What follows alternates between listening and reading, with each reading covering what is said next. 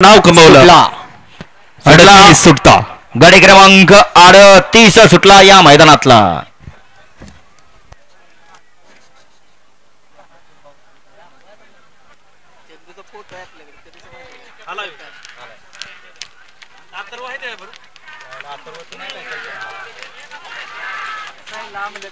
अतिशय सुंदर आणि 1000चं निर्विवाद वर्चस्व।